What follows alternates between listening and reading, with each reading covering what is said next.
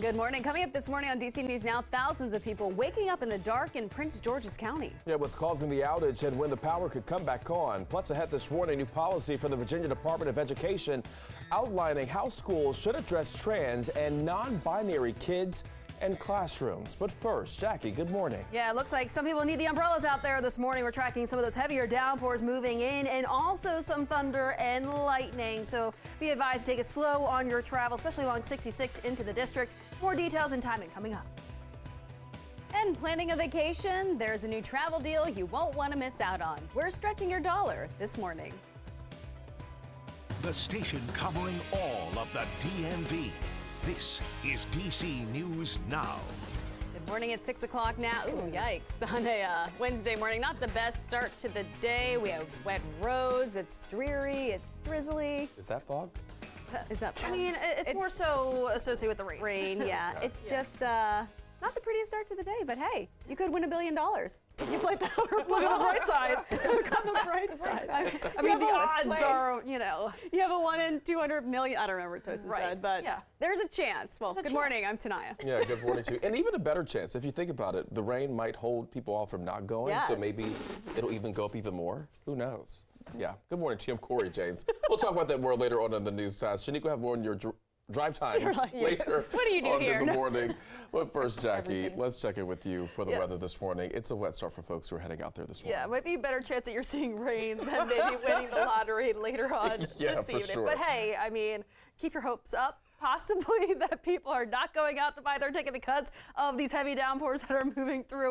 As we take a look at that radar over the last couple of hours, we've noticed these clusters of heavy downpours sliding right along 66 and then moved into the Beltway and now about to push into Prince George's County as we speak. So as we zoom on in and show you the latest with that timing over Forestville, you are seeing the heaviest of that rainfall right now, even down towards Camp Springs. So I would say this leading edge right here, that's where we're seeing the heaviest of the rain, but then also some of those stronger wind gusts. So you'll notice that wind picking up as it moves its way eastbound across Prince George's County, even over towards Bowie, heads up right about 6:15. That leading edge that's over towards New Carlton right now will move in to that area. But again, we're still dealing with some lightning, especially over the district right now. Then we also have this cluster that's moving through Alexandria and even over towards say Fort Hunt, and that will continue to move its way eastbound and then eventually moving over towards parts of Maryland over the next 15 to 30 minutes. More details on this. Look at towards the rest of that 7 day coming up. Shanika's here with the on-point look at those roadways. How's it looking out there this morning? Well, if you can stay home, I would do so. It looks pretty miserable out there. You're at the 6 o'clock hour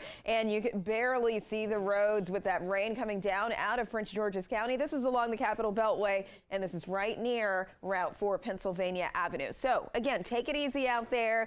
Do use caution. Leave early if you must. This is DC 295 heading north and south right near Kenilworth Eastern Avenue. Normally you can see those roadways, but again, that heavy rain is coming down. We're dealing with a crash along 66 heading east in Northern Virginia, Fauquier, and this is heading east right between 17 and Old Tavern Road. Thank you, Shanika. Your time right now is coming up on 6:03 on a Wednesday. Let's take a look at your Know and Go headlines this morning. Some news for renters in Montgomery County. The county council passed a bill yesterday capping rent increases at 6% from the base rent each year. It exempts places like single-family homes, religious facilities, and nursing homes. It could start by April 2024. And this morning, former President Donald Trump is signaling another possible indictment. He told his followers on Truth Social he received a letter letting him know that he's a target of a federal investigation into January 6th. He says he got a similar letter ahead of his recent indictment over the handling of classified documents. And tonight's Powerball jackpot topping $1 billion as people across the country will line up to get their ticket. This is the 7th largest in the U.S. history. Now the winner has the option of taking a lump sum worth $516.8 million. All right, time right now is coming up on 6:04 on this Wednesday morning. Happening now, thousands of Pepco customers still without power this morning in Prince George's County after the company says a fire broke out at a substation around 4 o'clock yesterday afternoon. Now, Pepco says it de-energized the substation there. Take a look at this outage map this morning. At the highest point yesterday, the county at closer to 15,000 outages. Pepco now reporting just over 7,000 customers in the dark in areas around Upper Marlboro.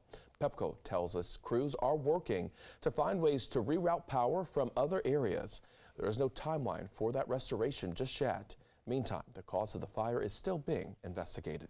And in Virginia, schools have new guidelines for treatment of transgender and non-binary students. An 18-page document from the State Department of Education was released yesterday that outlines the new policy. Our Lex Warris is live in Arlington this morning. And Lex, Governor Youngkin's office says this is about parents' rights.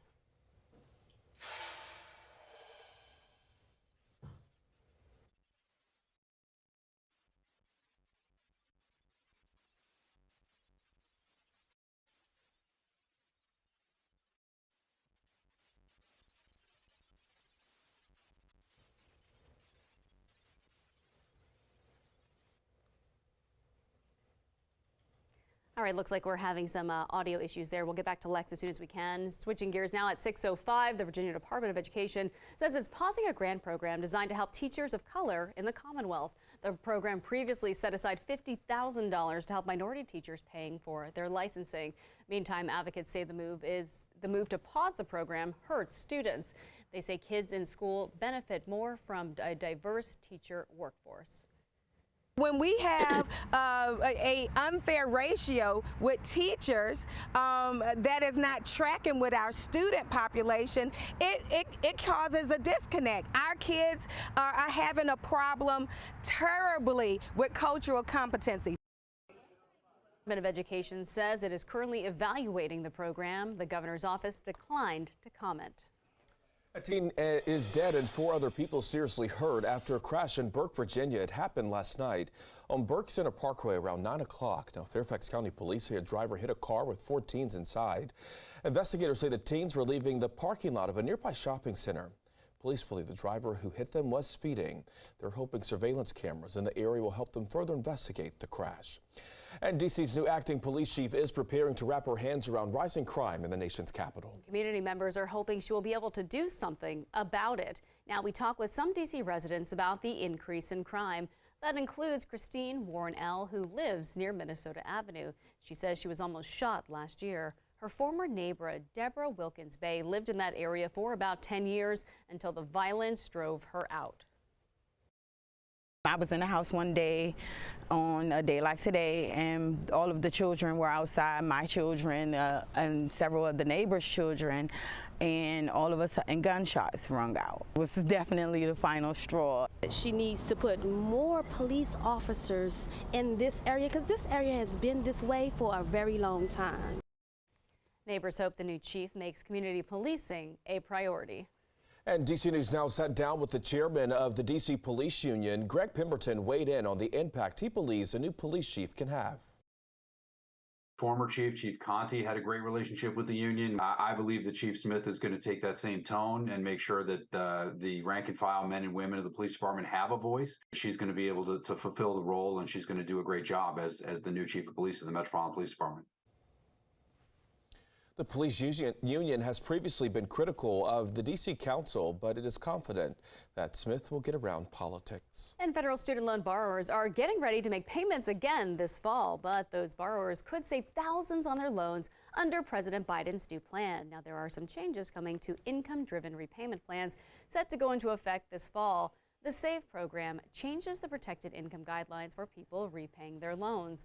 The White House says the new plan will save singles about $1,000 a year and families of 4 about $2,000 a year.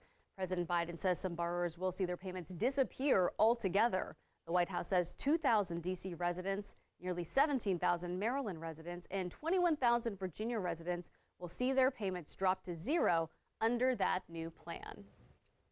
We're going to get back to Lex Warris this morning. Back to that story, Virginia schools' new guidelines for treatment of transgender and non-binary students. That is right. An 18-page document, as we mentioned, from the State Department of Education was released yesterday. So, Lex, fill us in on this. Right. Well, Governor Youngkin and his office are saying that this has to do with preserving parents' rights in the state, but LGBTQ advocacy groups actually say that it shows that the governor's office had no intent on listening to the public when it came to making these guidelines. And the reason they say that is because there was a public comment period open. There were multiple tens of thousands of comments that were taken into the office, and they say he didn't listen. Now, if we do look at specifically what these guidelines say, these new policies that were released say that teachers and school staff must only use the name and pronouns on a student's official record unless a parent submits a document that shows a legal name or gender change. They also say that students have to use the bathroom that matches the sex that they were assigned at birth. Now, on the other hand, parents are able to choose to opt their kids out of sex-segregated facilities such as bathrooms or locker rooms.